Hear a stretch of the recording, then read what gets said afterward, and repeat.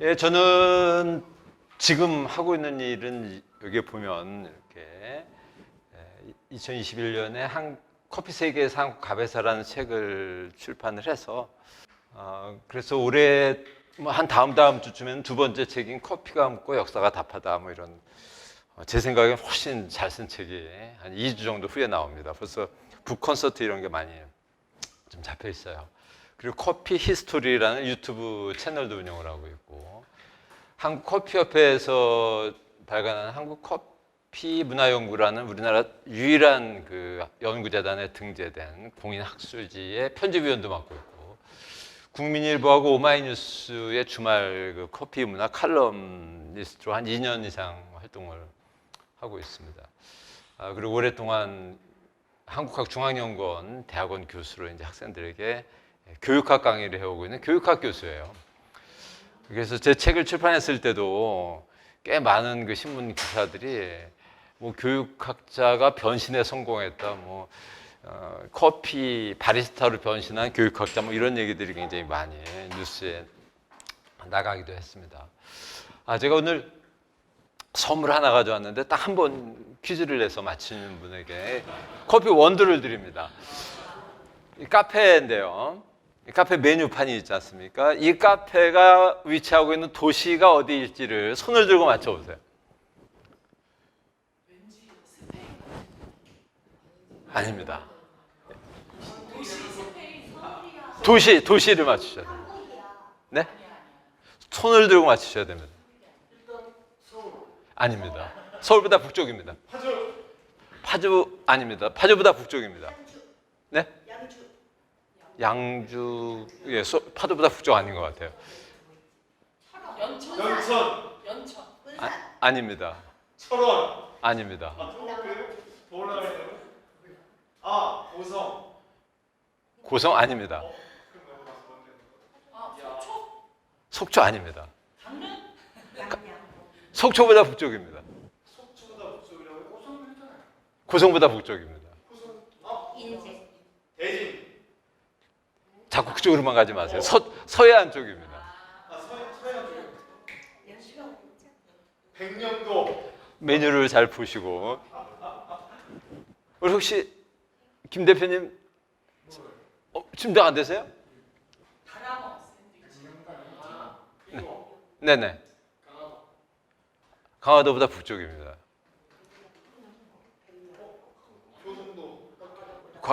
교동도는 강화도죠. 연평도보다 북쪽입니다.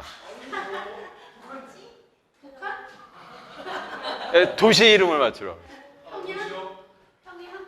누가 평양이라고 했죠? 평양입니다.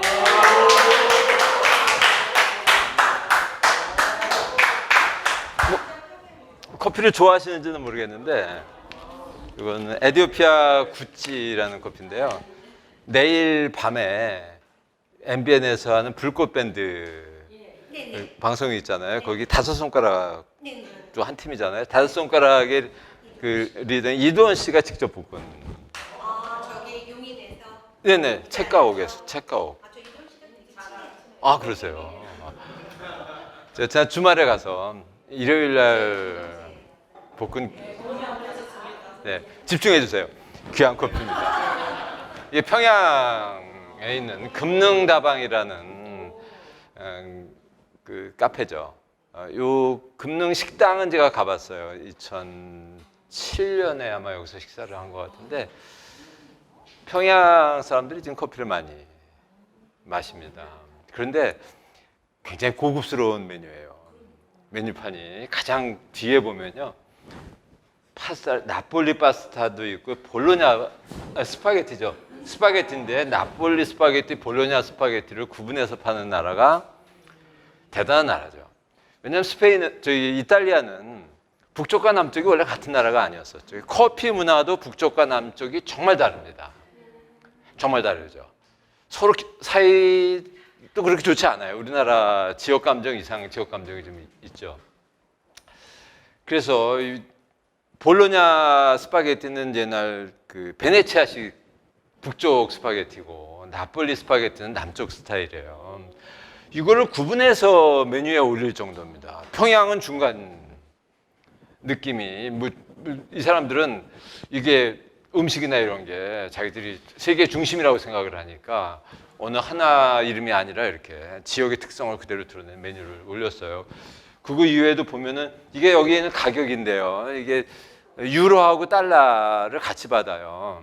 그러니까 에스프레소가 3달러인데 그 더블샷은 5달러입니다. 여기 표시는 안 돼 있는데 김일성 광장 이런 데서 카푸치노가 5달러고 우유값이 좀 비싸니까. 보면 아메리카노는 아이스가 역시 조금 비싸죠, 그죠? 예, 5달러 내지 5유로고 뭐 캐러멜 마키아또 등등 있고요. 쭉 보면 뭐 이 한국에 있는 것들이 거의 다 있어요. 녹차 크림도 있고 다랑어 샌드위치는 연어, 투나 샌드위치, 뭐 치즈 샌드위치도 있고, 저기 뭐 생크림 바나나를 곁들인 지짐도 있습니다. 크레페 알잖아요. 얇게 밀가루 해서 하는 크레페를 지짐이라고 썼어요. 예쁘지 않습니까? 소고기, 뭐요? 끌바싸와 치즈 물고기 떡, 소고기 스테이크 곁들인 샐러드, 프랑스식 군빵, 프렌치 토스트. 와, 이런 아름다운 메뉴를 가진 카페가 평양에 존재를 하고요. 평양의 다방에는 그 스타벅스 원두는 팔아요. 아직 스타벅스가 들어가 있지는 않은데 스타벅스 원두가 이미 들어갔는데 그거를 광고를 하고 팔 정도로 커피를 많이 마십니다.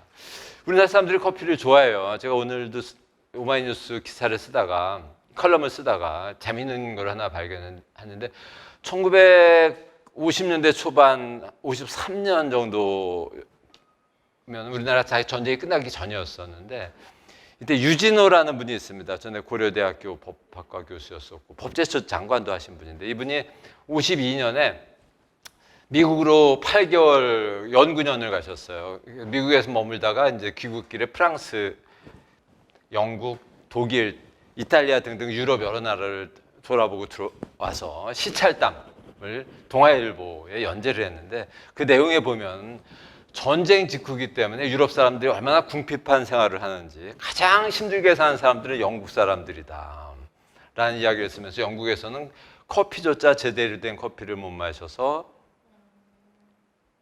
이 사람들이 커피 대신 뭐 다른 대용 커피들을 마신다. 대용 커피들. 그러니까 뭐 옥수수 뭐 이런 것들을 볶아 가지고 커피처럼 그냥 쓴맛만 느끼면서 사는데 와, 참 이 제대로 된 커피를 마실 수 없다. 이 사람들은 거기 나와 있는 게 한국 사람들처럼 맛있는 제대로 된 커피조차 못 마시고 있다. 뭐 이런 얘기를 써요. 근데 한국에는 그 당시에 제대로 된 커피가 너무 많았어요. 미국 군인들이 들어와 있기 때문에 미국 군대에서 빼돌리는 커피들이 엄청 많던 시절이어가지고 비록 계속 커피값이 오르긴 했는데 런던보다 서울이 커피 마시기가 더 좋았어요. 진짜 커피가 더 많던 시절이었어요. 유진호 씨 글이 굉장히 재미있었는데 지금 뭐 세계에서 한국 커피가 시장 규모로 보나 그리고 사실 맛 수준에서도 뭐 세계 최고 수준에 가까이 왔다고 저는 생각을 해요. 지난 1월 달에 제가 그 커피 투어를 제가 혼자 만들어서 프랑스 파리에서 시작해서 리옹, 마르세유, 뭐 모나코 아래에 있는 깐느 등등으로 해서 이탈리아 토리노, 그다음에 프랑스 몽블랑을 거쳐서 스위스에까지 갔어요. 스위스에서는 그 네슬레 본사를 방문할 일이 있어서 네슬레 본사 들리고 그다음에 이탈리아 최고 커피 기업인 라바짜 본사도 들려서 현지인들 특히 현지에서 일하는 바리스타들과 같이 커피 제가 한국 커피 소개하고 그 사람들이 현지 커피 소개해서 서로 마셨는데 뭐 제 앞이라 그런지 모르지만 다들 깜짝 놀라더라고요. 자기네 나라 커피보다 한국 커피가 낫다.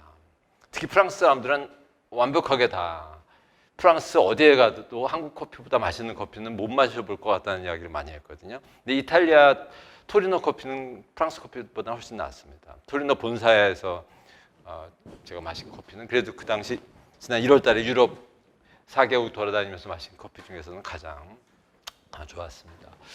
지금 한국 커피는 어쨌든 뭐 저는 커피 수준이나 뭐 여러 가지가 대단하다고 생각하는데 흥미로운 건 북한 사람들조차도 요즘 커피에 빠져 지낸다는 거죠.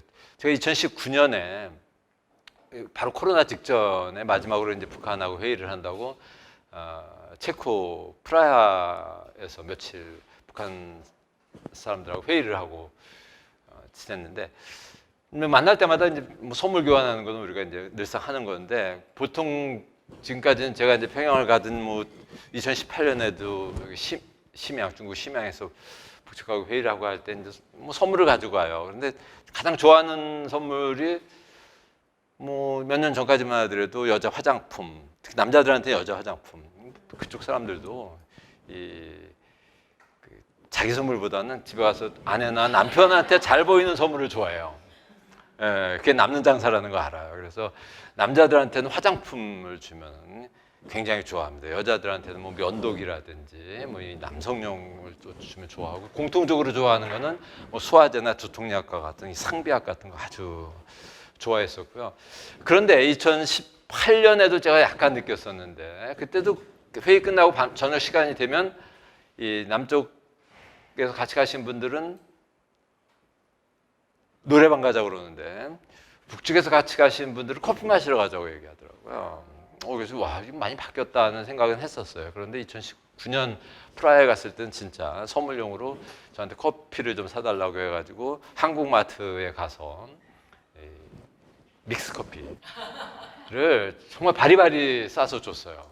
그 고마워하던 표정은 지금도 잊을 수가 없습니다. 그 다음에 다시 만나자고 약속을 했는데 코로나 때문에 만난 약속은 안 이루어졌습니다. 굉장합니다. 1940년대 신문을 보면 금강산 비로봉우에도 카페가 생겨요. 다방이 생깁니다. 허락이 나요. 50평짜리. 그래서 커피를 팔합니다. 비로봉우에. 그래서 커피 사랑은 한국 사람들이 정말 예나 지금이나 대단하다는 생각을 가지고 있습니다. 뭐 저는 아까 얘기한 것처럼 경력으로 보면 괜찮은 경력들이 굉장히 많아요. 뭐 세계 한국과학대 조직위원장도 했었고, 뭐 대통령 정책기획위원회 위원도 했었고요. 서울을 위해서는 서울시 미래유산위원회 위원장을 했습니다. 그래서 여러분들 다니다 보면 오래된 식당이나 이런 거 앞에 동판으로 세계 미래유산이라는 게 표시되어 있는 게 있어요. 유명한 음식점 청진옥이나 이런데, 그리고 서울에서 가장 오래된 대장간, 서울에서 가장 오래된 뭐 호바호바 사장과 같은 사진관이라든지 옛날 광고에서 듣던 그런 것들 찾아서 문화유산 마지막 작업이 을지면옥이었는데 제가 성공하지 못해서 을지면옥 문을 닫았는데요. 이런 것들을 보존하는 일을 굉장히 오랫동안 했습니다. 박원순 시장이 시장 취임하고 나서 처음으로 새로 만든 위원회가 이 위원회였었고 제가 그 위원회 활동을 한 7년 정도를 거의 박 시장 활동하는 전 기간 동안에 같이 일을 했었습니다. 근데 원래 교육학자이기 때문에 제가 이런 책들을 썼어요. 뭐 이건 학술원 상 받았고 저 마지막에 있는 것도 2019년에 출판을 했는데 문화관광무수학술도서상을 받았고 이거는 외국에서 한국 교육 최근에 K-에듀케이션 뭐 한국 교육도 한류 바람을 타고 외국에서 인기가 많아요. 한국 교육을 그런데 이해하려고 하는데 영어로 된 교재가 별로 없다는 그런 요청이 좀 있어서 제가 미국 학자와 같이 영어로 쓴 한국 교육을 역사적으로 현대까지 쭉 설명하는 책이에요. 비교적 교육학자로서도 괜찮았던 편이었어요. 제가 교육학자로 망해서 제가 커피로 옮겨온 건 아니고 교육학자로서도 나름 성공했는데 커피로 옮겨왔는데 문제는 제가 교육학자로 살 때 어디 가서 이런 강연을 한다든지 뭐 학술회의를 한다든지 어디 가서 공청회에서 사회를 본다든지 하면 집에 오면 이런 모양입니다. 교육에 대한 이야기는 어디 가서 하더라도 대한민국 사람이 다 전문가예요. 다 나한테 대들어. 30여 년 동안 교육학 교수로 활동을 했고 뭐 미국에서 박사학위를 받고 뭐 소용없어요. 뭐 애들도 대들어. 네, 초등학생들도 뭐 같이 교육에 대한 얘기하자 그러면 다 자기 주장이 있어. 뭐 엄마들은 뭐 난리죠. 집에 오면 항상 이런 모습이에요. 아니면 저런 모습이든지 뭐 눈을 뜨고 있더라도 저런 모습이에요. 교육학자로서 사는 삶이 상당히 정말 피곤했어요. 제가 살던 세상에 레드오션이었었습니다. 전문 용어로. 들어보셨어요? 예, 블루오션의 반대말은 레드오션에 제가 살고 있었는데 저는 행복하다, 잘났다, 인정받고 살고 있다라고 해서 뭐 어깨에 힘주고 살았어요. 그런데 이 책을 출판하고 나서 제가 살던 세상이 레드오션이라는 걸 알았어요. 즉 물고기는 별로 없는데 배가 너무 많아서 피 터지게 싸워서 빨간 피가 막 항상 몸에 묻어서 지내야 되는 사회라는 거를 제가 이 책을 출판하고 나서 커피 세계 쪽으로 잠깐 옮겨오고 나서 금방 알았습니다. 저 책 출판했을 때 이렇게만 국내 언론사 중에서 제 책을 다루지 않은 신문사가 언론사가 한 군데도 없었을 거예요. 지방신문까지, 스포츠신문, 경제신문까지 뭐 다 나열을 못했지만 굉장히 좋은 말들을 많이. 중앙일보만 안 썼는데 중앙일보는 영자신문에서 나갔기 때문에 한글신문에 안 나왔을 정도고 정말 굉장히 찬사를 많이 받았습니다. 그러다 보니까 제 표정이 이렇게 바뀌었어요. 커피가 뭔데 교육보다 더 중요할까? 어쨌든 저한테는 블루오션이었습니다. 고기는 많은데 고기잡이 배는 하나밖에 없어요. 제가 탄 배 하나밖에 없습니다. 던지면 고기가 올라오는, 피곤할 필요가 없는, 피곤하지 않은 이런 블루오션이라는 거를 커피 세계에 옮겨와서야 알았습니다. 몇 년 되지 않았습니다. 뒤늦게 깨달았어요. 여러분들은 지금 블루오션에 살고 계신가요? 스스로 블루오션에서 나는 물고기를 잡고 있다고 생각하시는 분? 또 있으세요? 나는 오늘 이 얘기를 듣다 보니까 레드오션인 것 같아. 아무래도 뭐 이런 생각 가지고 계신 분 있으세요? 배가 고파요? 애기는 좀 블랙이니까. 근데 의외로 한국 분들이 레드오션도 아니고 블루오션도 아닌 어디 이상한 산 위에서 낚시질하고 있는 사람들도 많아요. 자기가 진짜 목적을 달성하기에 적합한 장소, 적합한 시간 관리 뭐 이런 것들을 잘 못하고 있는 분들이 굉장히 많은 것 같아요. 오랜만에 저를 본 사람들이 표정이 바뀌었다고 얘기를 많이 합니다. 오랜만에 저를 본 사람들이 심지어는 뭐 이런 의상 이런 것도 많이 바뀌었다는 얘기를 많이 하거든요. 저는 구두를 많이 신고 다녔는데 요즘 신발을 신고 다닙니다. 운동화 같은 걸 신고 다니거든요. 어쨌든 레드오션으로 제가 점프를 했습니다. 블루오션과 레드오션이 멀리 있는 줄 알았는데 절대 멀리 있지 않아요. 바로 옆에 있습니다. 저는 교육의 역사를 공부하던 사람이어서 연구의 대상을 교육에서 커피로 살짝 옮겨왔더니 바로 그것이 블루오션이었어요. 생각보다는 내가 평상시에 잘하는 것, 하고 있던 것 잘 관찰하다 보면 그 옆에 블루오션이 있지 않을까 하는 생각을 제가 했습니다.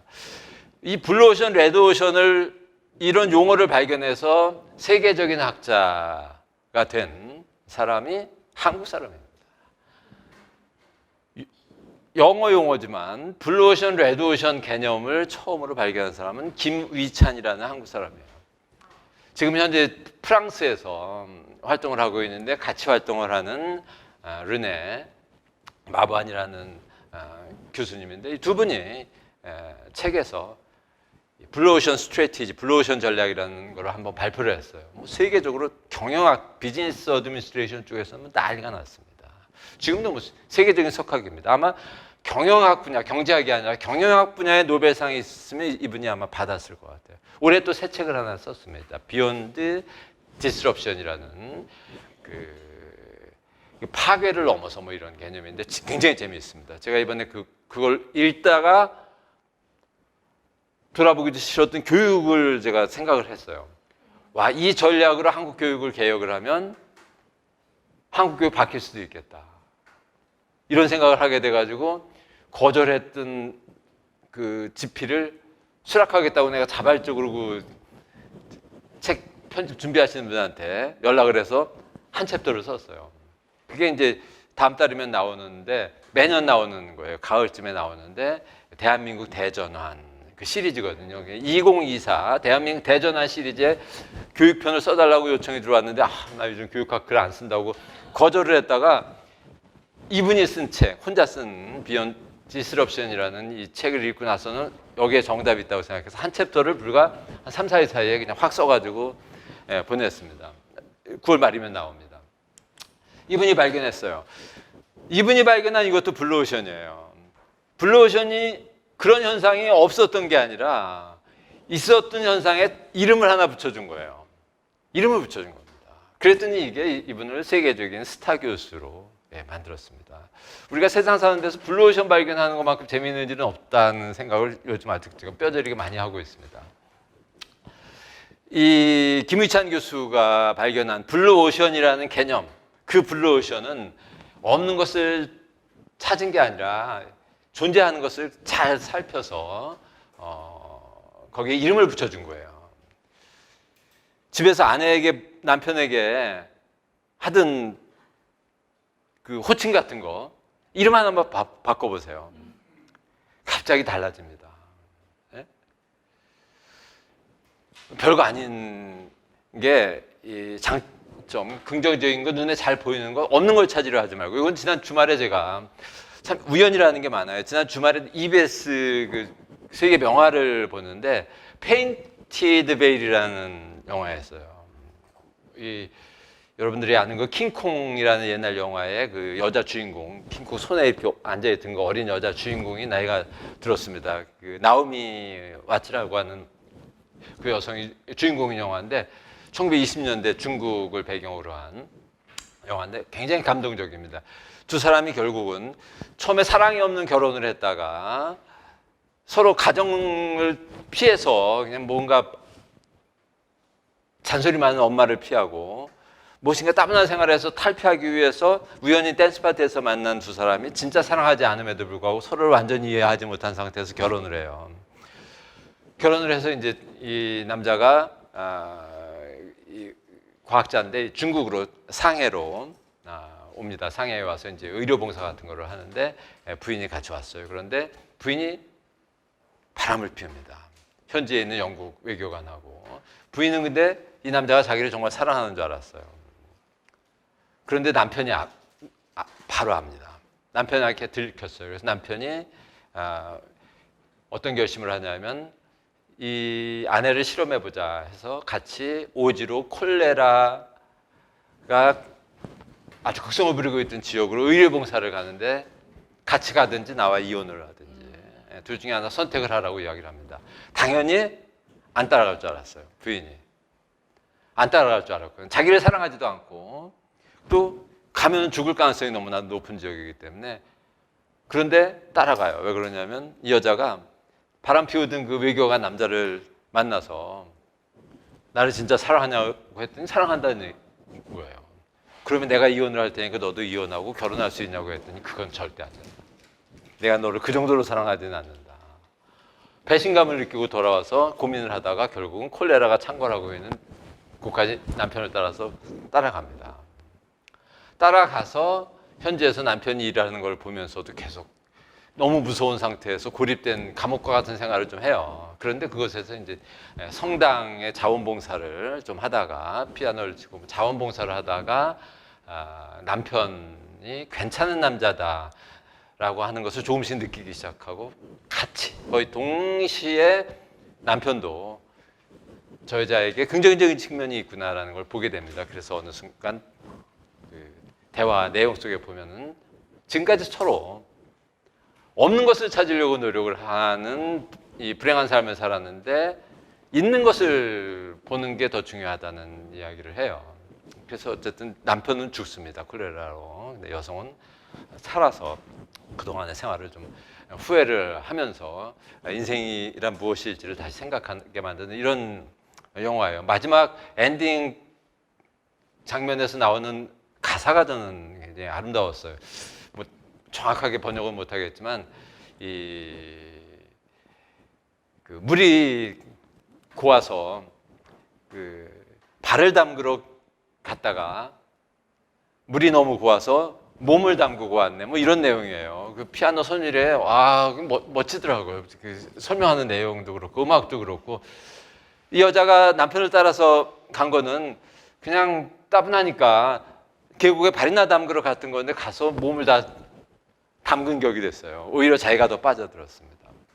이런 영화인데 그 영화가 암시하는 것, 가르치려고 하는 것 중에 하나가 주변에서 없는 것을 찾으려고 하지 말고 있는 것을 보려고 노력을 하라는 건데, 뭐 그런 과정을 통해서 이제 블루오션을 발견할 수 있지 않을까 하는 게 제가 김의찬 교수를 보면서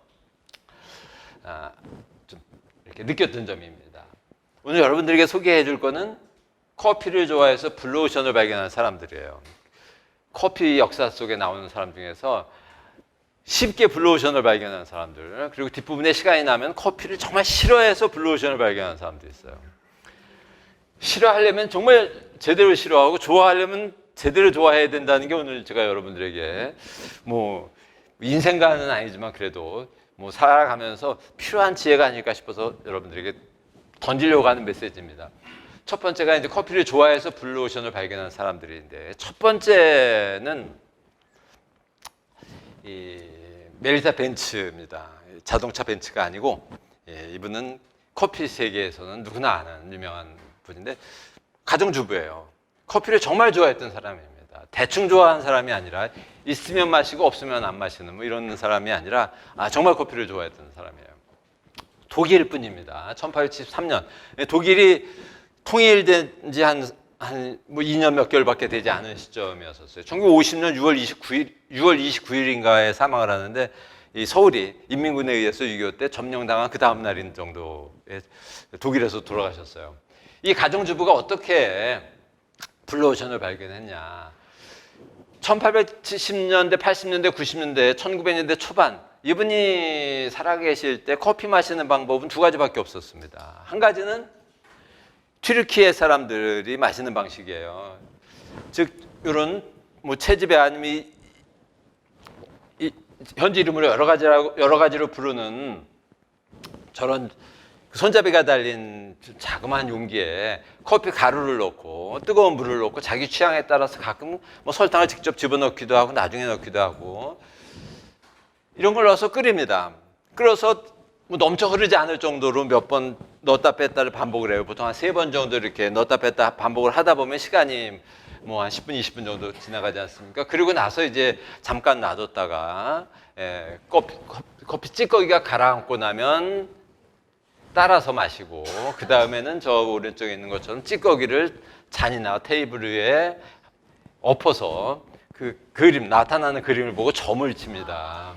커피 점이에요. 독일 여러분들 패키지 관광 같은 거 가면 독일 카페 중에 이런 거 하는 곳이 아직도 있고, 터키는 많이 합니다. 튀르키예에서는. 이런 과정을 통해서 마시는데 이게 불편하죠. 뭐 불을 피워가지고 이 커피 찌꺼기가 가라앉기를 한참 기다렸다가 또 찌꺼기 아무리 잘 가라앉혀도 마시다 보면 이질감이 느껴지고 그래서 커피가 맛이 없어요. 물론 이쯤 전후에 19세기 말 20세기 초반 전후에 사람들이 참 여러 가지 경험을 통해서 희한한 걸 발견을 해요. 커피를 끓일 때 계란 껍질을 집어넣어서 끓이면 찌꺼기가 잘 가라앉는다는 걸 발견을 합니다. 일제시대 때도 이상이 제비다방을 운영할 때도 계란 찌꺼기를 집어넣어서 커피를 만들었어요. 그 당시까지만 하더라도 인스턴트 커피, 물에 녹는 커피가 아직 없던 시절입니다. 굉장히 불편하죠. 설거지도 해야 되고. 아니면 이런 방법이었었어요. 이건 뭐냐면 양말 커피입니다. 뭐 지금도 제품으로 판매하는 것도 있어요. 진짜 면으로 만든 양말에다가 커피 가루를 집어넣고 그 위에 뜨거운 물을 내리든지 아니면 아래가 물에 잠기게 한 상태에서 좀 끓이든지 해가지고 찌꺼기가 양말 안에 남고 나머지 밑에 있는 커피를 마시는 방법인데, 이 면 제품을 썼어요. 양말은 대부분 옛날에 다 면 제품이었으니까, 화학 제품이 나오기 전에. 면 제품으로 지금 여러분들 해보시면 커피가 맛이 생각보다 좋지가 않아요. 그리고 찌꺼기가 물론 100% 잘 빠지질 않아요. 이 면이 가지고 있는 특성이 그렇다고 하네요. 그래서 특히 커피에도 기름이 들어있거든요. 기름 성분이 전혀 걸러지지가 않기 때문에 커피 기름 냄새 같은 게 좀 악취 비슷하게 난다고 해요. 그래도 괜찮은 방법이라고 해서 일부 지역에서는 이 양말 커피가 유행을 했습니다. 이런 상태에서 이제 이 벤츠 여사가 커피를 마시려고 했는데, 이 두 가지 방법 어느 걸 생각하더라도 번잡스럽. 이거 나중에 발견된 건데, 저 오른쪽에 있는 거는 융이에요. 융들이, 여러분들이 융은 옛날 그 아이들 배냇저고리 만드는 재료가 융입니다. 그게 아마라고 하는 그 식물을 이용해서 만드는 게 그 융인데 우리나라에도 19세기 말 20세기 초반에 서양 사람들이 융을 많이 가져왔어요. 왜냐하면 영국 같은 나라가 그 나폴레옹이 마지막으로 유배 생활을 하다 죽은 세인트 헬레나 같은 데가 지금 가보면 다 그 아마밭이라고 그래요. 거기도 원래 커피가 많았던 지역인데 다 아마로 바뀌었어요. 그게 그 융을 만드는 린넨이라고 하는 융을 만드는 식물이 그 아마예요. 그래서 아마 산업은 영국이 굉장히 이 식민지에 많이 해서 영국이 면 제품을 많이 만들던 나라에서 아마 시장도 한동안 또 독점을 할 정도로 했었습니다. 그래서 우리나라에도 개화기에 영국산 직물이 굉장히 많이 들어왔습니다. 특히 맨체스터산 직물들이 굉장히 많이 들어왔는데 이게 커피를 내리는데 아주 좋아요. 면 제품으로는 도저히 할 수 없는 맛있는 맛을 내는데 특히 커피 기름 이런 것들을 완전히 걸러내고 이물감이 전혀 이질감을 전혀 느낄 수 없게끔 커피를 만듭니다.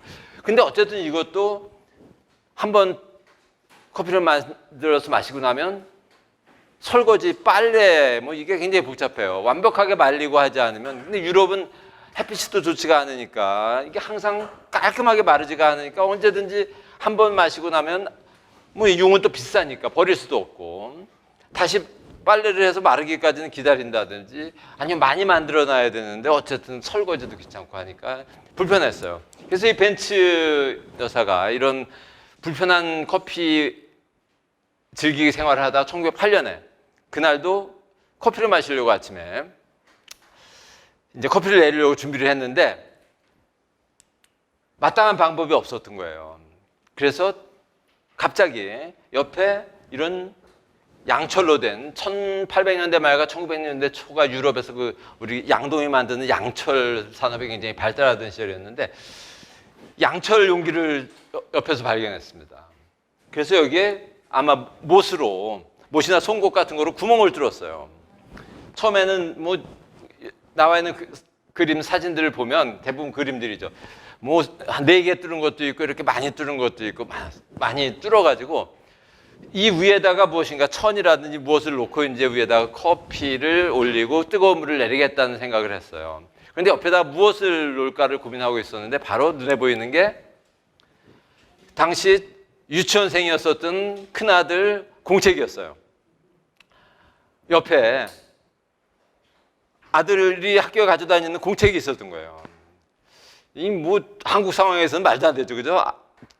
엄마가 커피 마시겠다고 지 아들 멀쩡한 공책을 찢어서 접어가지고 드립 용지를 쓴다. 그 아주 뭐 그건 거의 엄마 중에는 뭐 최악의 엄마일 텐데 이 벤츠 여사는 그 과감한 일을 했습니다. 커피가 좋기 때문에 아들의 공책을 찢어서 접어서 이 위에 올려놓고 커피 가루를 넣고 뜨거운 물을 위에다가 부어봤어요. 이게 남아있는 사진들이 뭐 이런 옛날 모습들이에요. 성공적인 맛이 느껴졌습니다. 게다가 마시고 나서 종이는 찌꺼기와 함께 바로 버리면 되니까 설거지나 뭐 빨아야 될 수고로움이 거의 없어진 거죠. 맛은 생각보다 더 좋았어요. 이 헝겊에서 나오는 맛이라든지 터키식으로 했을 때 느껴지는 그런 이물질감 이런 게 거의 없는 깔끔한 맛이었습니다. 지금은 우리가 상식처럼 즐기는 페이퍼들이 종이들이 커피 좋아하는 아줌마가 아들 공책 찢어서 올려서 만든 게 시초였었어요. 바로 주변의 도움을 받아서 예쁘게 디자인을 한 양철 조각에 구멍을 내서 그 위에 좀 더 예쁘게 디자인한 종이로 고깔 모양의 종이 여과지를 개발을 합니다. 그래서 다행히 또 그 다음에 밀라노에서 그 세계 박람회가 열렸어요. 그 박람회에 출품을 했는데 한 세트가 나와 있는 기록에 의하면 출품하자마자 1000몇백 개가 팔리는 바람에 그야말로 대박이 났습니다. 그래서 지금은 우리가 마트에 가서 많이 볼 수 있는 이 멜리타라고 하는 이분의 이름을 딴 멜리타 드리퍼가 탄생을 합니다. 이렇게 해서 우리가 마시는 커피의 꽤 많은 그 드리퍼들이 멜리타 드리퍼들입니다. 이 멜리타 드리퍼는 아까 사진에 나와 있는지 모르겠는데 구멍이 하나예요. 가운데 구멍이 하나가 뚫려 있는 그런 특징이 있습니다. 근데 이 멜리타 기업은 1930년대에 세계에서 최초로 주 5일 근무제를 실시한 나라입니다. 그런 회사예요. 어떻게 가능했을까? 가정주부이기 때문에 저는 가능했다고 봐요.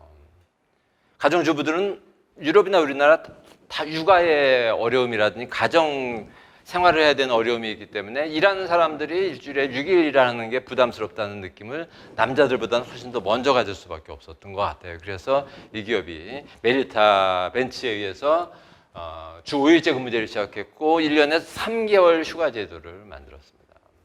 아이들이 방학일 때 아이들과 같이 놀아줘야 되고 아이들 가정 학습을 도와줘야 되고 뭐 이런 개념 때문에 그래서 지금도 유럽의 많은 기업들이 1개월, 2개월, 3개월 휴가를 즐길 수 있는 출발점을 알린 게 멜리타 벤츠 기업입니다. 크리스마스에 가족과 함께 어울리기 위해서는 돈이 필요하다. 그래서 크리스마스에 보너스를 지급하는 우리가 알고 있는 이런 보너스 제도 같은 것도 이 멜리타 벤츠 여사가 가정주부였기 때문에 쉽게 만들어낼 수 있는 아이디어였습니다. 그런데 2차 대전 중에 2차 대전 기간 동안에는 이제 아들이 오너가 됐었는데 뭐 그 당시 독일 기업 중에서 나치의 그 성화, 나치의 강요 뭐 이런 것들을 거부할 기업들은 거의 없었죠.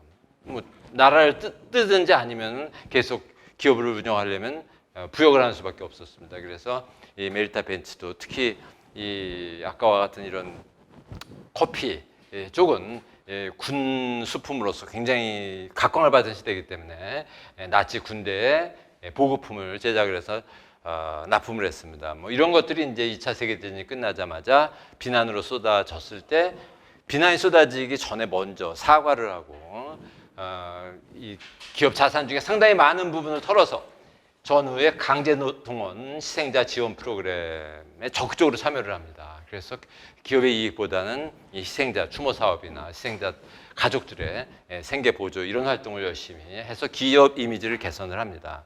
뭐 일본의 전후 기업들이 가지고 있었던 태도와는 정말 구분되는 모습이죠. 그리고 지금도 세계적으로 환경운동에 가장 많이 참여하고 있는 커피 기업 중에 한 기업입니다. 스타벅스나 이런 기업하고는 비교가 되지 않습니다. 이 멜리타는 지금 현재 연매출이 2018년 기준인데요. 그 이후 자료는 제가 아직 못 찾았습니다. 2조 원이 넘었고 5천 명 정도를 거느리고 세계 각처에 지사가 있습니다. 이렇게 많은 다양한 커피 관련 용품들을 생산을 하고 있는데 말씀드린 것처럼 매출 2조 원 중에서 남는 수익 그중에 상당히 많은 부분을 환경 회생에 쓰고 있습니다. 왜냐하면 커피라는 게 여러분들이 뭐 들어보셨겠지만 브라질이나 꽤 많은 지역 인도네시아나 이런 데서 산림 지역을 훼손을 시켜가면서 커피나무를 심어서 지구 전체에 환경 문제를 일으키는 주범이다 뭐 이런 비판을 좀 듣기도 하거든요. 이 기업은 그런 것에 대한 긍정적인 인식 속에서 환경 개선 사업에 굉장히 많은 수익금을 투자를 하고 있습니다. 이 이후에 다른 아이디어가 없다가 1941년에 케맥스라고 하는 제품이 만들어집니다. 위와 아래가 분리되는 게 불편하니까 그냥 합해서 유리로 된 별도로 위에 드리퍼가 있고 밑에 서버라고 하는 주전자가 따로 뭐 이게 있을 필요가 없지 않을까 싶어서 이렇게 만들었어요. 이 케맥스라는 게 만들어졌는데 유리가 가지고 있는 단점 때문에 이게 큰 인기를 얻지는 못했습니다. 일단 처음엔 손잡이도 없이 만들었거든요. 뜨겁다는 게 단점 중에 하나였었고 또 잘 깨져요. 뭐 이래서 비용이나 여러 가지 때문에 이게 별로 그렇게 시장에서 큰 인기를 얻지를 못했습니다. 뭐 저런 모습이죠. 게다가 저 종이 저걸 하다 보면 요즘도 가끔 처음 사용하시는 분들은 저 위에 너무 커피 가루를 많이 넣고 물을 붓다 보면 안으로 쑥 빠져버려요. 그래서 망칩니다. 그래서 큰 인기를 얻지를 못했습니다. 최근에는 저게 개선된 제품이 나와서 케맥스로만 커피를 제공하는 카페들도 있어요. 케맥스로만. 그 다음에는 이제 58년쯤에 이토미츠라고 하는 성을 쓰는 일본의 어느 한 가문에서 하는 그 가정기업이죠. 이 칼리타라고 하는 새로운 드리퍼를 만듭니다.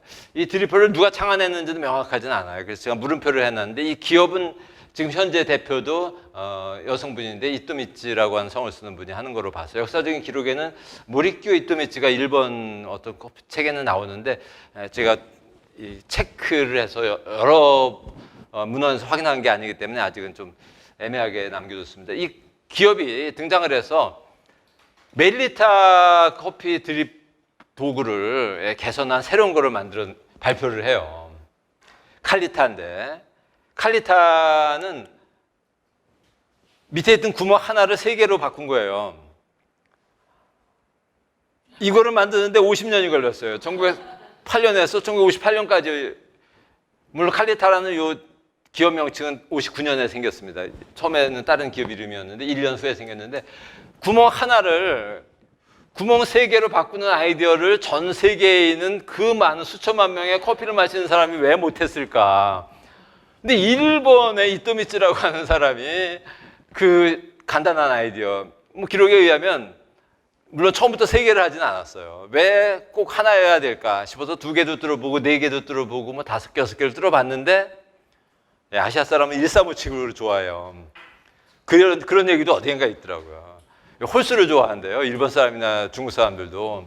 그래서 2개로 할까 하다가 3개로 했는데 커피를 내려보니까 여러 가지 실험을 해보니까 가장 내려오는 속도라든지 여러 가지 차원에서 맛이 가장 좋았어요. 그래서 이 회사가 성공을 합니다. 칼리타는 이름이 어디에서 왔을까? 보통 일본 기업들이 대부분 창업자 성에서 따라오는 경우가 많은데 칼리타는 가라 멜리타입니다. 그러니까 가짜 멜리타예요.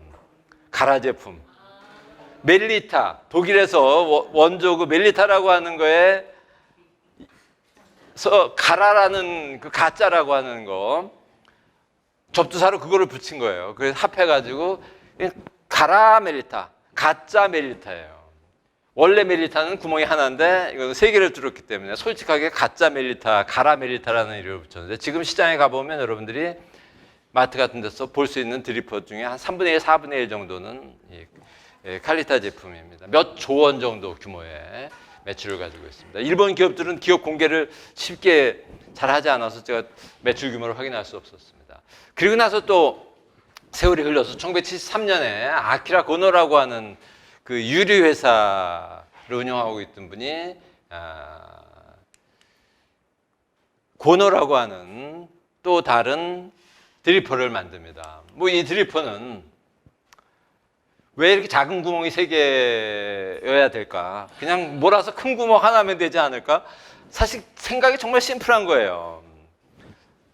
구멍을 좀 크게 하나로 3개를 모아서 하나로 가운데에 뚫고 처음으로 이 리브라고 해서 이 안에 돌기, 갈비뼈라는 RIB 뜻의 돌기입니다. 이 돌기를 이렇게 만들었어요. 12개를 만들었어요. 왜 그러냐면 물이 좀 균등하게 내려가도록 만든 측면이 있어요. 그리고 그냥 일반 종이 필터를 집어넣어서 물을 부으면 종이 필터가 벽에 붙어버리는데 이건 약간 그 공기도 통할 수 있고 물이 자연스럽게 빠질 수 있는 길을 만들어준다고 해서 저런 아이디어를 냈거든요. 굉장히 단순한 아이디어로 고노 드리퍼를 발견을 해서 출품하자마자 역시 일본으로부터 시작해서 세계적으로 인기 있는 제품이 됐습니다. 이 칼리타에서 경쟁적으로 새로운 걸 만들었죠. 칼리타 웨이브가 2010년에 나옵니다. 칼리타 웨이브는 이 아래 위로 되어 있었던 그 돌기를 빙글빙글 돌려서 만들었고 아래가 길게 되어 있었던 이 칼리타를 꼭 길어야 되나 이렇게 동그랗게 하고 구멍 3개를 꼭 이렇게 직선으로 할 필요가 있을까? 삼각형으로 구멍의 위치를 옮기고 이거 역시 대단한 아이디어는 아닌데 그 작은 아이디어가 칼리타 웨이브로 지금 거의 고유명사화 됐습니다.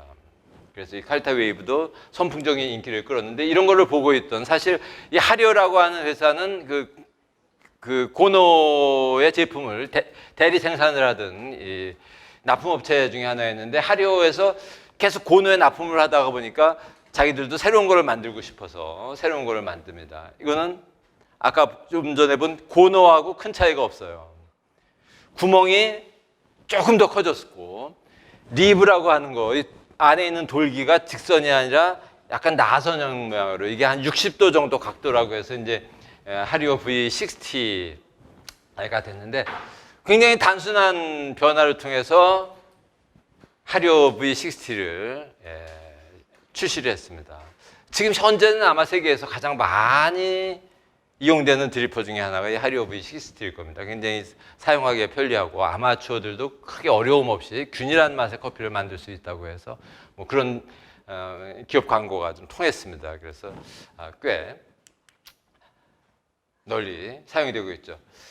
한국 사람들은 뭐 했을까? 그렇게 커피를 좋아한다고 하면서 전쟁 중에도 커피를 마셨거든요. 여기서 북쪽에서 쏘는 대포 소리가 들리고 할 때도 서울에서는 커피를 마셨어요. 1952년에 콜레라가 창궐을 했습니다.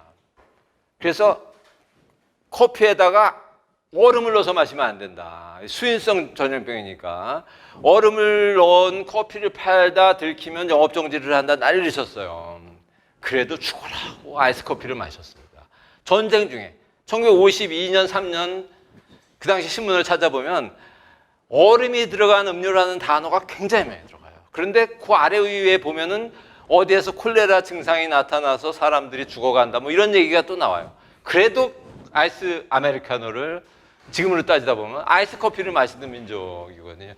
그런데 일본 사람들이 저런 블루오션을 발견을 하고 있을 때 한국 사람들은 뭐를 했을까? 아무것도 하지 않았죠.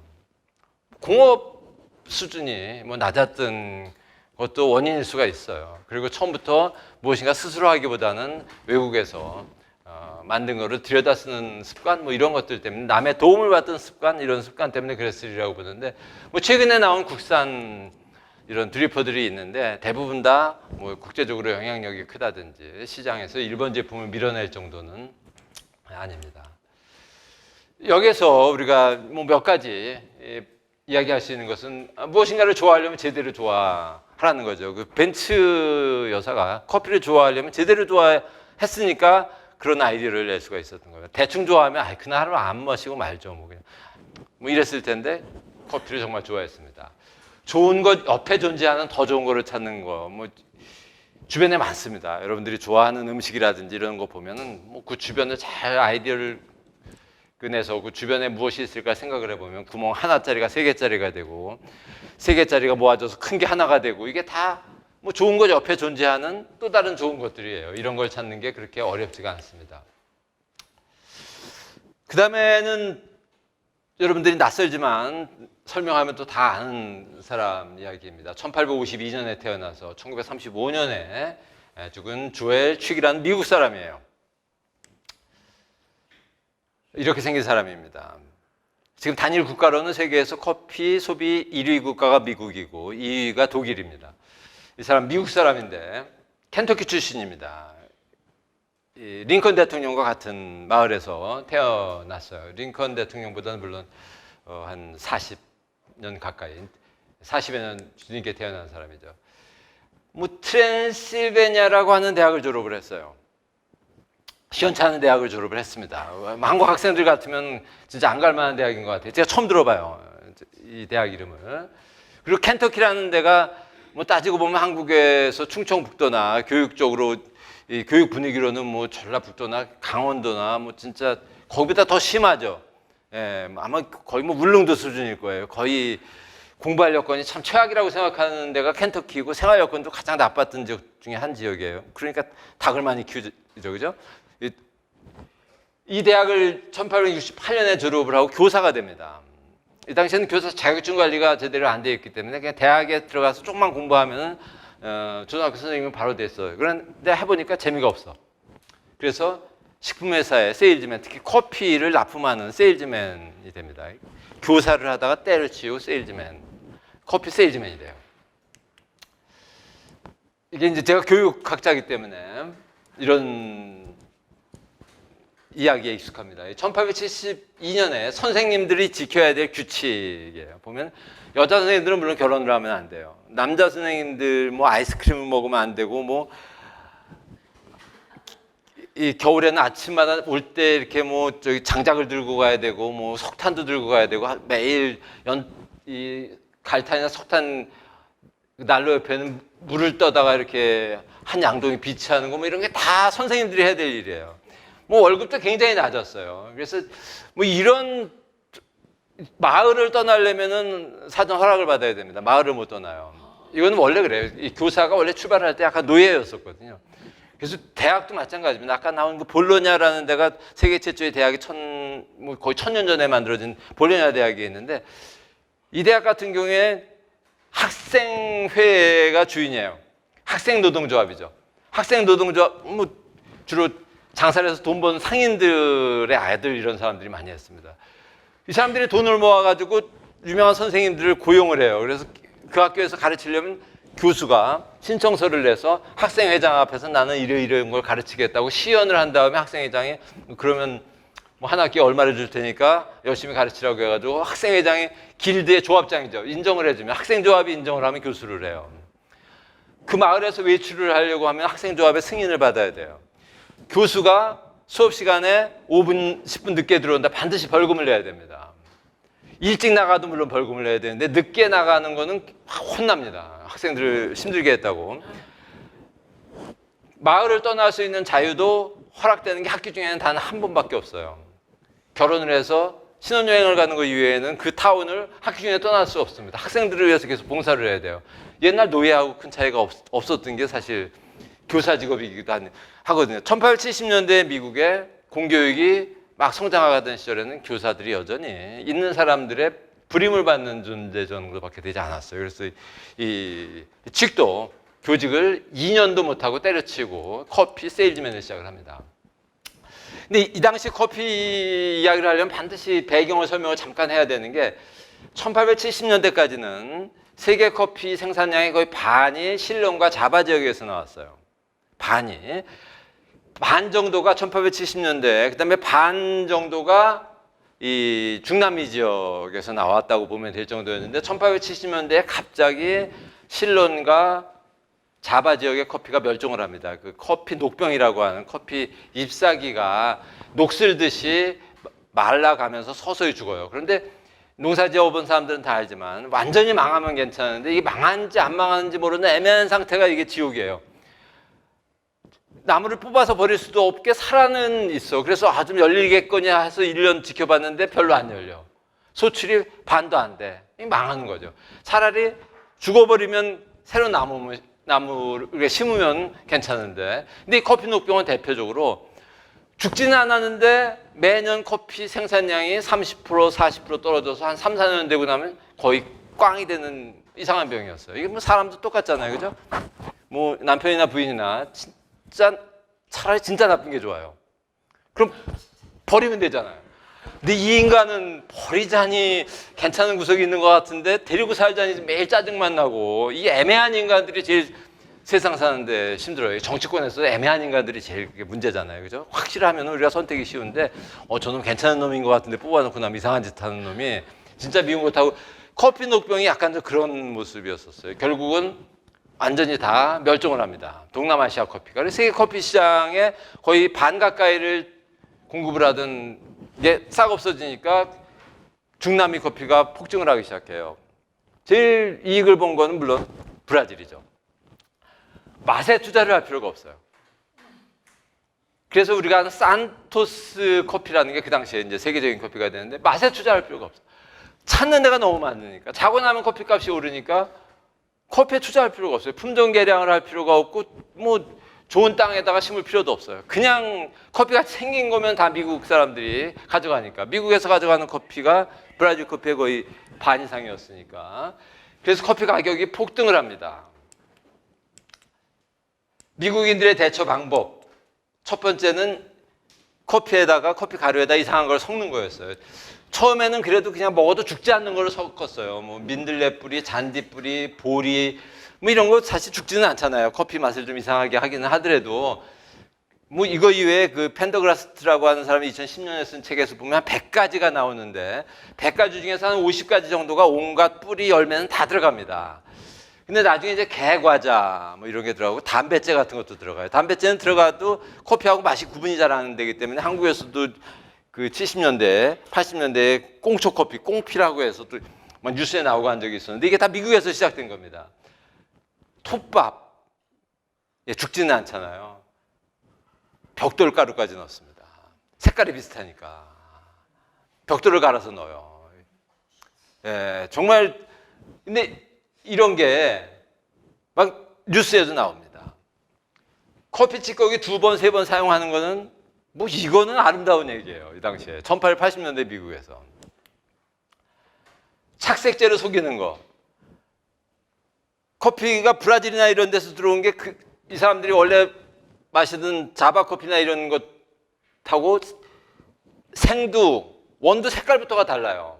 그러니까 이 사람들이 자바 커피로 속이기 위해서, 기준이 자바 커피였어요. 자바 커피로 속이기 위해서 착색제를 씁니다. 염색 물질을 넣고 로스팅을 해요. 큰 통에서. 어느 날 1884년인데 틀렸어요. 1884년에 우리나라 갑신정변이 일어나던 해 미국 위생국 같은 데서 미국 최대 커피 원두 생산 기업을 검사를 해봤어요. 모든 커피에 다 비소, 납 등 먹으면 사람이 죽을 만한 게 발견이 돼요. 색깔을 예쁘게 하기 위해서.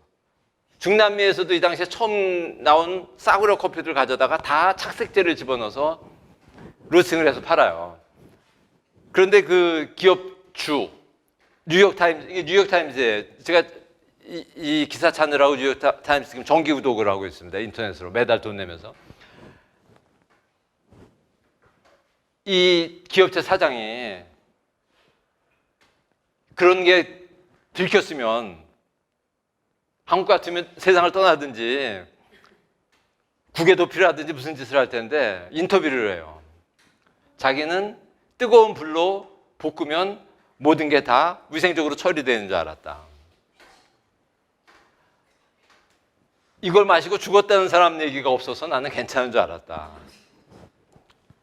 아무런 죄의식을 느끼지 못합니다. 그래서 뉴욕타임즈 기사의 제목입니다. Poison in every cup of coffee. 모든 커피에는 독이 들었다는 이야기를 써요. 그런데 이 결과는 어떻게 됐을까? 그 기업은 어떻게 됐을까? 이 기업은 어떻게 됐을까? 네, 멀쩡합니다. 뉴욕타임즈에 보면 미국 정부에서 한 조치가 나와요. 조치가 뭐냐면 이 기업에 앞으로 다시 그런 일을 하면 엄중한 벌을 주겠다라는 경고를 합니다. 끝이에요. 이 당시 미국에서 가장 큰 기업 중에 하나였습니다. 식품 기업 중에서 거의 1위에 해당되는 기업이었어요. 가난한 사람은 싼 커피, 물개에서 먹든지 이런 커피를 마시고 부자는 고급 커피를 그대로 마시는 게 이 당시 미국 사회였습니다. 우리가 요즘 전문 용어로 사용하는 양극화. 미국이 지금의 미국으로 성장하는 거의 산업화의 마지막 단계, 미국의 자본주의가 정말 끝을 향해서 달리고 있던 시대, 맨하탄에 고층 빌딩이 등장하기 시작한 뭐 그런 시절이었었습니다. 그래서 이 시대를 톰 소여의 모험을 쓴 마크 트웨인이라는 사람이 길디드 에이지, 도금 사회, 도금 시대라고 이야기를 했어요. 1880년대 이런 모습의 사회를, 겉은 바짝바짝하고 멋있는데 속은 썩은 사회. 겉은 살만하지만 화려하지만 속은 정말 병든 사회입니다. 요즘 제가 가끔 한국 사회를 이렇게 표현을 합니다. 한국이 산업화, 근대화, 공업화 뭐 등등에서 거의 마지막 단계에 왔다고 생각하는데 실질적으로 들여다보면 19세기 후반의 미국, 100년 전에, 130년 전에 미국과 무슨 차이가 있을까 싶은 생각이 들어요. 각자 도생 사회. 이 당시에 미국 사람들이, 미국의 뜻 있는 사람들이 많이 표현하던 용어가 바로 커피를 들여다보면 그대로 이해할 수 있습니다. 이번에 새로 나오는 제 책의 한 섹션, 아주 작은 페이지에 나와 있는 내용입니다. 다시 아까 그 취기라는 사람으로 돌아가면 어느 날 취기에게서 이렇게 커피 원두를 가져다 먹던 사람이 물어봅니다. 자네가 판매하는 커피 중에서 최고 커피는 어떤 것이냐고 물어봐요. 그런데 취기는 사실 커피를 몰랐거든. 그냥 배달만 했으니까. 저런 질문을 하면 대답할 게 없으니까 뭐 그냥 제일 비싼 커피를 추천을 했어요. 뭐 이게 제일 비싸니까 이게 제일 좋은 커피 아니겠습니까? 하고 추천을 했어요. 그날 집에 와서 생각을 해보니까 왜 커피마다 가격에 이렇게 차이가 클까? 라고 하는 생각이 들었어요.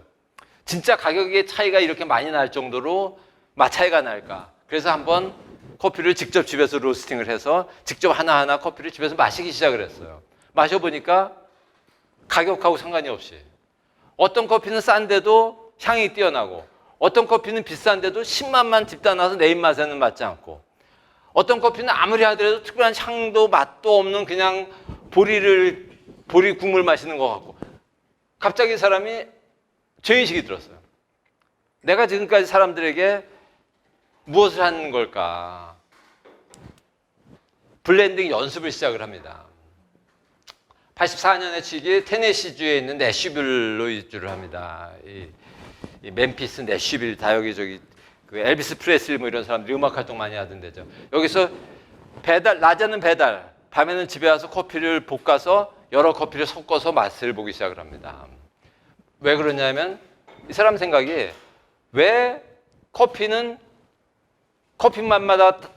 다 다른 맛이 나는데 하나 안에서 그 다양한 맛을 다 가지게 할 수는 없을까? 여러 나라 커피를 섞어보면 이 나라 커피에서 나는 고소한 맛, 이 나라 커피에서 나는 초콜릿 맛, 이 나라 커피에서 나는 약간 과일 향기 이런 걸 다 합해진 커피를 만들 수 있지 않을까? 커피를 여러 가지를 섞는 게 불가능할까라고 해서 세계 최초로 여러 가지 커피 원두를 섞는 블렌딩 커피를 시도를 처음으로 합니다. 우리나라 잡곡밥, 처음부터 사람들이 잡곡밥을 먹었을 리가 없잖아요. 그죠? 어느 순간 누군가가 잡곡밥을 만들었는데 쌀에다가 콩을 넣으니까 이거 괜찮은 거야. 맛있는 거야. 뭐 건강은 몰랐겠죠. 옛날에 그런 것까지 신경을 안 썼을 텐데 더 맛있다든지 비빔밥 뭐 처음부터 있지 않았을 거 아니에요. 그죠? 섞어서 있는 거를 섞는 연습을 한 거예요. 블렌딩 연습을 8년 동안을 했습니다. 8년 동안 연습한 결과 1892년에 완벽한 맛을 발견을 했어요. 이때 브라질 산토스 커피, 제일 싸니까 제일 싼 커피를 제일 많이 넣고 그 다음에 중남미 지역 콜롬비아하고 처음에 한 게 아마 엘살바도르인가 뭐 이쪽 커피를 좀 넣어가지고 세 가지 커피를 섞었더니 자기가 생각하기에는 자기 입맛에 가장 맞는 커피가 만들어졌어요. 8년이 걸렸습니다. 그래서 거래처, 호텔, 식재료 담당자에게 20파운드 그러니까 한 9kg 정도 되겠죠. 그죠? 이것도 뭐 9kg 정도면 거의 한 1000잔 정도 만들 수 있는 이 당시 분량으로 원두를 무료로 제공했습니다. 뭐 그동안 10년 이상 계속 거래하던 데이기 때문에 뭐 무료로 사용해 보라고 했더니 뭐 그래 한번 사용해 보자 하고 나서 이 커피를 이 호텔에 굉장히 큰 호텔입니다. 이 굉장히 큰 호텔에서 사용을 하기 시작했어요. 결국 좀 9kg 정도 되는 20파운드의 커피 원두를 다 사용을 해서 다시 이 호텔에서는 원래 납품받던 곳에서 납품을 여러 가지를 받아서 다시 또 그 원래대로 돌아갔어요. 그랬더니 고객들의 불평이 쏟아지기 시작하더니 결국은 이 커피숍에 사람이 찾아오지 않아요. 그래서 확인해 봤더니 고객들이 왜 취기 주던 지난 몇 주 동안 마시던 그 커피는 없어지고 다시 원래 맛없는 커피로 돌아갔냐. 그 커피 가져오라고 이야기를 한 겁니다. 그래서 결국은 이 호텔에서 깜짝 놀라가지고 다 마셔봤더니 정말 괜찮은 거예요. 그래서 독점 계약을 체결을 해서 이 취기 이 호텔에 커피를 독점 납품을 하기 시작을 합니다. 이렇게 큰 호텔이었었고 이 호텔 이름이 맥스웰 하우스였었습니다. 맥스웰 하우스 호텔이었었습니다. 맥스웰 하우스 커피 광고, 1920년대 광고인데 결국은 취기 식품회사를 그만두고 본인의 회사를 만들어서 이 커피 이름에 맥스웰 하우스라는 이름을 사용하는 것을 호텔에서 허용을 해주는 바람에 호텔 이름은 없어지고 결국은 커피 브랜드로 남았습니다. 그래서 취기 우리가 알고 있는 맥스웰 하우스의 그 창업자로서 미국 거의 최대 커피 기업을 일구게 됩니다. 우리나라에도 동서식품이 이 맥스웰 하우스로부터 기술 원조를 1968년인가 받아서 처음으로 이 커피 생산 공장을 세우지 않습니까? 그 당시에 기술은 맥셀하우스에서 들어올 수 있었는데 돈을 못 들어왔어요. 공장을 세우고 기계를 사야 되는데 달러가 필요했는데 그 당시 공장 설립에 필요한 게 한 300만 달러 정도 됐었는데 어느 나라에서도 한국에 투자할 생각이 없었습니다. 그래서 결국은 투자에 실패를 했는데 마지막으로 나타난 투자자가 있었습니다. 어느 나라였을지 혹시 소문은 없는데 그런 위기 상황 속에서 그래서 그 투자자는 굉장히 엄청난 돈을 벌었죠. 왜냐하면 맥셀하우스가 한국의 동서식품이 커피 그 가루를 생산하고 나서 불과 8년 있다가 믹스커피를 만들어서 세계적인 기업이 됐어요. 세계 최초로. 그 투자자는 엄청나게 돈을 벌었죠. 한국 같은 아직 전쟁의 흔적이 남아있는 나라에서 커피를 마신다고 커피 공장을 세우겠다고 하는데 미국 사람들도 영국 사람들도 독일 사람들도 프랑스 사람들도 아무도 투자를 하지 않는데 그 당시에 동서식품에 커피를 투자한 거는 일본하고는 아직 그렇게 관계가 좋지 않았어. 그런데 사실 그리고 일본이 그렇게 대단하게 커피 소비나 이런 게 우리나라보다 늘 앞서지는 않았었어요. 1900 해방 직후에는 우리나라가 훨씬 더 커피를 더 많이 마셨습니다. 일본의 커피 붐이 일어난 건 1955년 정도예요. 그 중간 정도까지는 한국이 더 커피에 대한 애정이 더 강한 측면이 있었습니다. 어느 나라냐면 이스라엘입니다. 이스라엘의 유대인 기업이 300만 달러를 투자를 하는 모험을 했어요. 결국은 성공을 하게 됩니다. 맥셀하우스의 기술원조와 유대인 자본으로 시작된 게 한국의 동서식품 맥셀하우스 커피고 그게 믹스커피까지 이어집니다. 이런 지금 이 맥셀하우스 이야기에서 언뜻 알 수 있는 게 위기의 시대에 보이는 기회를 포착하는 것. 위기의 시대에 기회가 더 잘 보인다는 이야기를 돈 번 사람들만 압니다. 옛날 IMF 경제 위기 때나 2008년도 경제 위기 때, 외환 위기 때 부동산에 투자를 하고 땅 사고 이런 사람들 굉장히 많아요.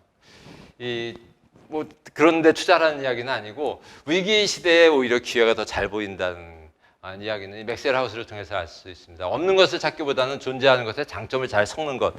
블렌딩, 정말 별거 아닌데 있는 여러 가지 원두를 섞어서 물론 8년이라는 긴 세월이 필요하긴 했지만 자기 생업 유지하면서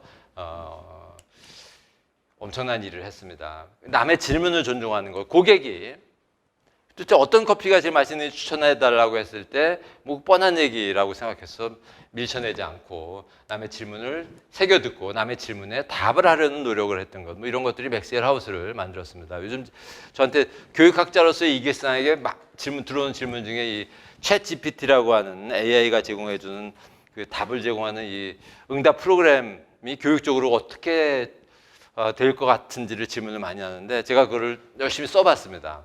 사용을 해봤어요. 엄청난 장점이 한 가지가 있습니다. 이것도 역시 한국 교육에 적용되면 한국 교육에 혁명을 가져올 수 있는 힌트가 숨어 있어요. 뭐냐 하면 질문을 잘하지 않으면 답을 제대로 하지 않아요. 질문을 잘하는 사람에게 굉장히 성실한 답을 합니다. 질문을 아주 구체적으로 잘하면 정말 훌륭한 답이 나와요. 한국 교육이 망치는 거는 답 잘하는 인간, 정해진 답을 잘하는 인간만 찾는데 실질적으로는 질문을 잘하는 사람이 우수한 사람입니다. 가르쳐보면 알아요. 가르쳐보면 학생들 중에 질문을 잘하는 학생, 물론 제일 질문을 잘하는 학생은 선생님이 잘 아는 걸 질문해 주는 게 제일 이쁘죠, 그죠? 선생님이 모르는 거 질문하면 제일 밉상이기는 하지만 질문 잘하는 학생이 존경받는 교육이 돼야 됩니다. GPT가 그런 이야기를 조금 우리한테 힌트를 줘요. 바로 맥셀하우스를 창업한 거는 고객의 질문에 성실하게 답을 한 겁니다. 이거는 중간에 잘못 끼어들어갔네, 이거는. 상관이 없는데 이 컴퓨터 바꾸다 보면 이건 제가 북한에 갔을 때 찍은 백두산 천지에서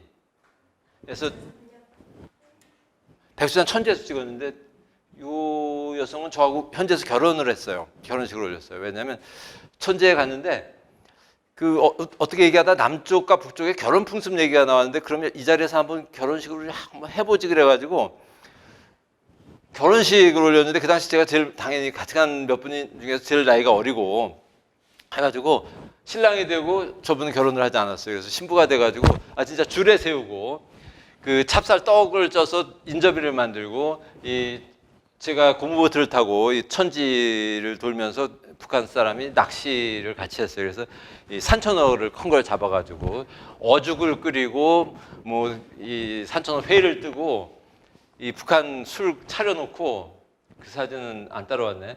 여기서 결혼식을 한번 했어요. 그리고 나서 이제 백예봉 호텔에 신방을 차려가지고 삼지연에 있는 그 아시안 게임을 하려고 만들어 놓은 호텔이 하나 있었어요. 오래된 호텔 그 105호에서 밤새워 기다렸는데 신부는 오지 않았습니다. 예. 이곳은 그 옆에 있는 폭포 중에 하나인데요. 제가 그 뭐 나이아가라 폭포는 한 10번 정도 가본 것 같고 이과수 폭포 저기 남미에 있는 세계에서 제일 큰 이과수 폭포도 가봤고 한데 이런 폭포보다 저는 이면수 폭포라고 하는 이 폭포가 더 아름답습니다. 혹시 나중에 통일이 되면 가보실 게 있으면 제 뜻을 이해할 수 있을지도 몰라요. 왜냐하면 그 천지에서 백두산 천지에서 물이 밑으로 스며들어서 나와가지고 이쪽으로 이제 폭포가 돼서 절벽을 타고 흘러내리는데 저런 모습이 옛날 카메라에 안 잡혀서 그래요.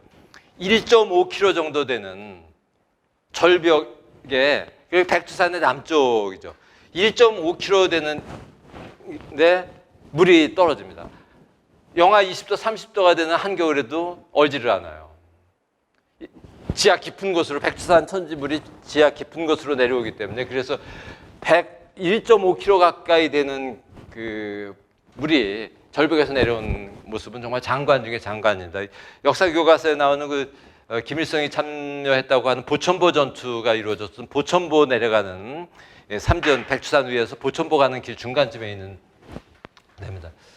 이거 카페 모습이고 이건 평양 시내에서 유경 호텔이죠. 105층짜리 호텔. 저 뒤에는 이제 정주영 씨가 세워준 정주영 농구장, 체육관이 자리 잡고 있는데 이건 아마 주체탑이었을 겁니다. 대동강변에 있는.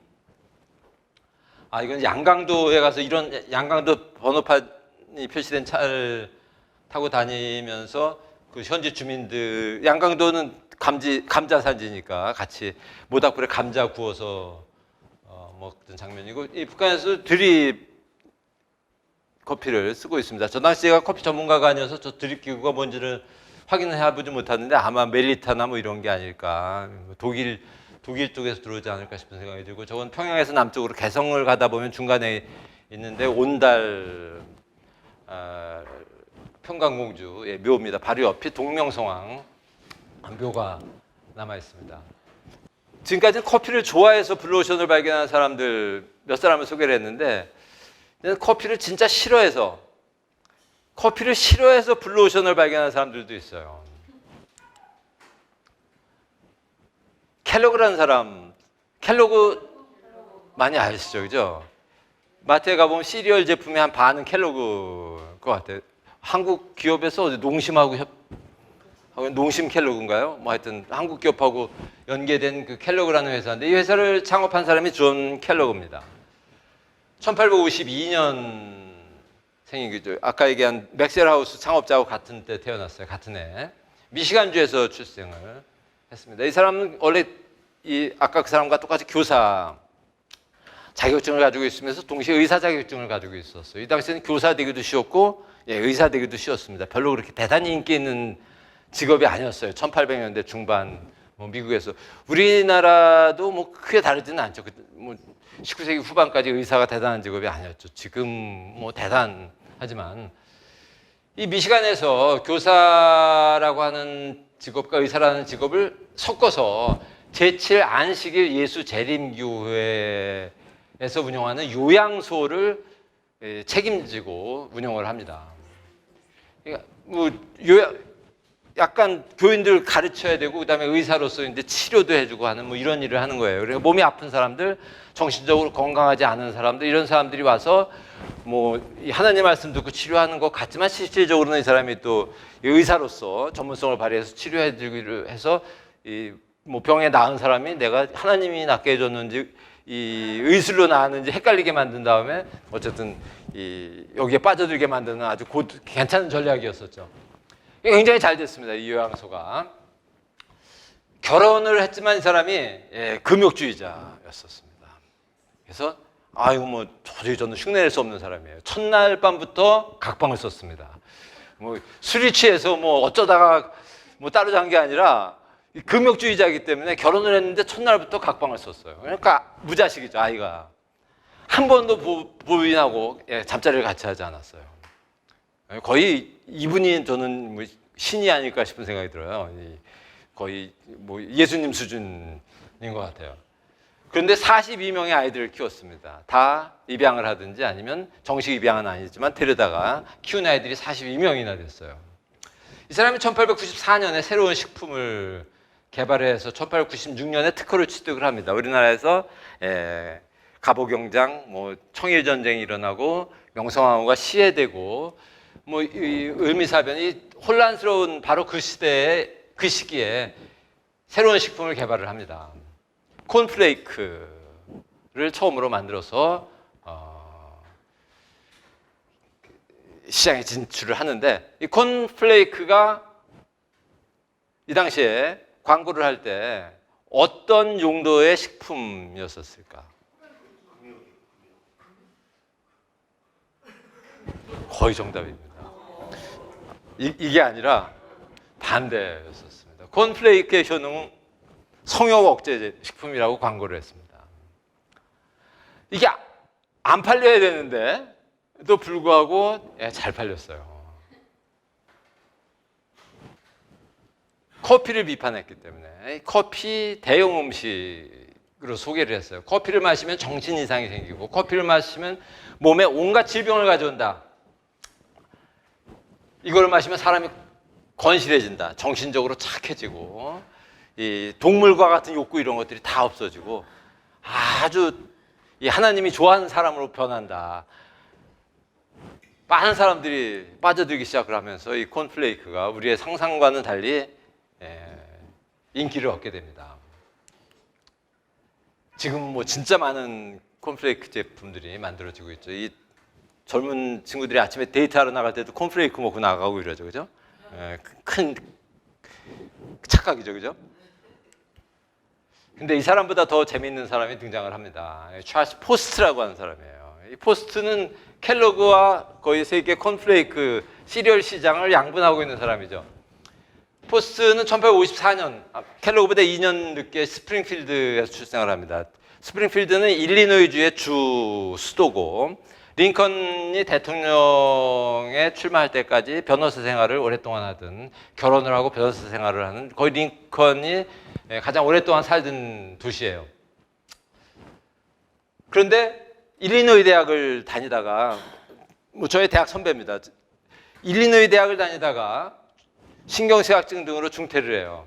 그래서 여행을 떠나고 여행을 다녀와서도 뭐 부동산이라든지 이런 걸 돈을 조금 법니다. 그런데 건강이 계속 안 좋아져서 아까 설명한 켈로그가 운영하는 미시간주에 있는 배틀 클릭의 요양소를 찾아갑니다. 건강을 회복하기 위해서.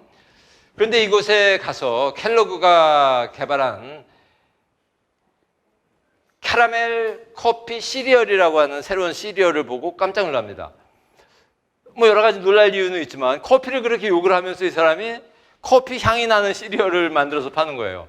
장사를 해야 되기 때문에. 이 당시 뭐 미국 자본주의 아주 천박한 자본주의의 극단에 와 있던 시절이었으니까 그렇게 커피를 욕하던 사람인데 그냥 시리얼 가지고 좀 장사가 되다가 참 꺾이니까 거기다 커피 향을 넣어가지고 캐러멜 커피 시리얼이라고 하는 것을 개발을 해서 팔았어요. 포스트가 이 시리얼을 보고 나서 생각을 조금 전환을 했습니다. 시리얼보다 편안하게 마실 수 있는 음료로 만들면 어떨까 싶어가지고 포스톰이라고 하는 음료를 개발을 합니다. 1895년이니까 뭐 순식간에 이 시리얼을 음료로 만드는 건 그렇게 어려운 일이 아니니까 1895년에 광고를 시작을 하는데 커피를 비판을 합니다. 특히 이 당시에 이제 카페인이라는 게 처음으로 독일에서 추출이 되고 해가지고 카페인의 그 문제점들이 막 세상에 알려지기 시작할 때였었습니다. 그래서 카페인이 많이 들어간 음식이다, 음료다 뭐 이러면 사람들이 기피를 하던 시절이어서 뭐 카페인이 들어간 커피 마시면 커피는 마약과 같은 효과가 있고 심장병을 일으키고 신경통을 일으키고 신경쇠약의 원인이 되고 시력도 상실, 뭐 혈액이 혼탁해져, 뭐 몸이 그냥 머리서부터 발끝까지 다 망가진다는 얘기죠. 게다가 이 당시에 가장 공포스러운 병이 맹장염이었습니다. 외과 수술이 발달하지 않던 시절이기 때문에 맹장염에 걸리면 죽을 확률이 너무 높았어요. 사실 지금 한 60대, 70대 어른들은 어린 시절 생각해 보면 맹장염 걸리는 건 공포였었거든요. 병원도 많지 않은 지역에서 맹장염 걸리면 약 먹고 나올 수가 없잖아요. 이건 수술을 받아야 되는데 그렇지 않으면 고통을 참다가 확장이 돼서 복막염이 되고 그래서 죽든지 뭐 막 이런 거예요. 운 좋게 살아날 수는 있지만 이게 이제 고기를 많이 먹는다든지 약간 그 산업화의 산물 중에 하나입니다. 굉장히 공포스럽던 시절이에요. 돈은 많이 벌어서 미국 사람들이 세계적으로 부자 나라가 돼가지고 고기를 엄청 육류를 많이 먹기 시작을 했던 시절인데 충수염이라는 이 병이 새로 발견된 거예요. 그래서 이것을 어떻게 이겨낼까를 고민하고 있었는데 포스텀을 마시면 충수염의 치료가 된다. 커피를 마시면 맹장염이 걸린다. 뭐 이렇게 광고를 한 거예요.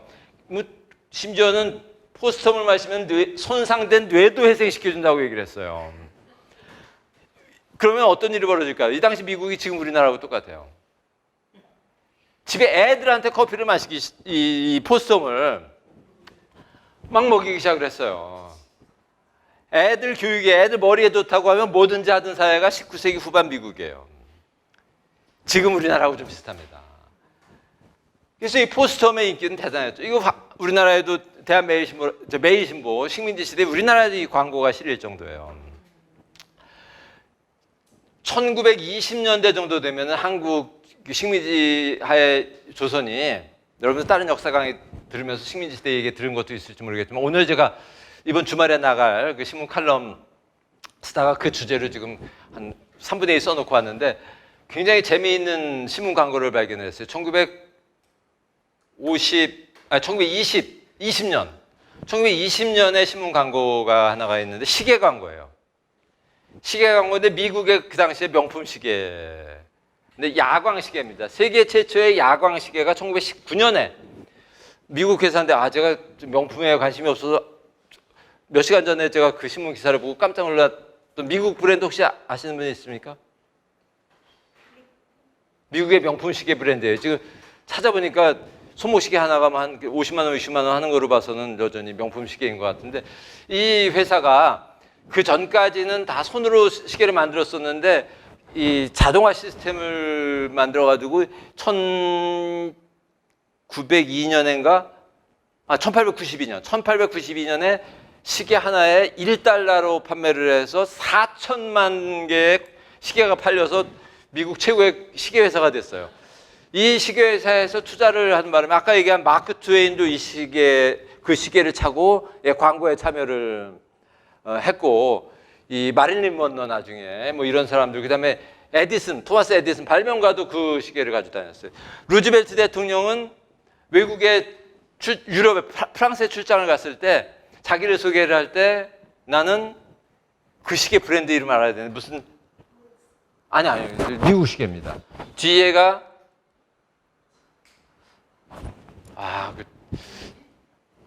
이름이 좀 길어요. 루즈벨트 대통령이 자기를 소개를 할 때 나는 이 시계를 만드는 나라에서 왔습니다라고 얘기를 했어요. 미국이라는 나라 이름보다 그 시계가 더 유명할 정도로 유명한데 그 이야기를 하려고 하는 게 아니라 1919년에 미국에서 야광 시계가 이 회사에 의해서 처음 발명이 돼서 시판이 시작됐는데 1920년 봄에 아니에요. 좀 그거보다 길어요. 1920년에 동아일보인가 조선일보에 사진과 함께 신문 광고가 실립니다. 그리고 자세한 내용이 들어가 있어요. 우리나라 신문에 양키라는 이름이 처음 들어간 게 그 신문입니다. 이번 주 제가 쓰려고 하는 주제가 양키라고 하는 그 개념에 대한 설명과 커피를 연결시킨 이야기인데 1920년에 양키라는 이름과 함께 그 신문에 미국의 명품 시계가 광고가 실립니다. 대단한 시대죠. 어쨌든 이 당시에 이 포스텀도 식민지 조선의 신문에서 광고가 실릴 정도로 미국에서 선풍적인 인기를 끕니다. 그런데 그러던 어느 날 이 기업이 당시 미국의 식품회사 중에서 포스트가 주가 총액 1위를 하고 있었어요. 그런데 그러던 어느 날 포스트가 맹장염에 걸립니다. 본인이. 포스텀을 마시면 맹장염에 걸리지 않고 커피를 마시면 맹장염에 걸리고 포스텀을 마시면 충수염의 치료 효과까지 있다고 이야기를 했는데 본인이 맹장염에 걸렸어요. 그러면 포스텀을 양동이 때 들이키면 맹장염이 치료가 돼야 될 텐데 본인은 알죠. 치료 효과가 전혀 없다는 거를. 결국은 몰래 본인이 머물던 샌프란시스코를 떠나서 시카고에 와서 병원에서 수술을 받습니다. 자기 음료로 치료가 안 된다는 걸 알았죠. 그래서 몰래 수술을 받아요. 수술을 받고 병실에 누워있다가 생각하니까 너무 자존심이 상해서 부인에게 잠시 밖에 나가서 무엇을 사오라고 심부름을 시키고 입에 권총을 물고 방아쇠를 당깁니다. 당시 59세인가 밖에 되어 있지 않은 나이였었습니다. 재산은 마요리라고 하는 하나밖에 없던 딸에게 다 상속이 됩니다. 그래서 마요리가 잠깐 미국 거의 최대의 식품회사의 주인이 되죠. 딸이.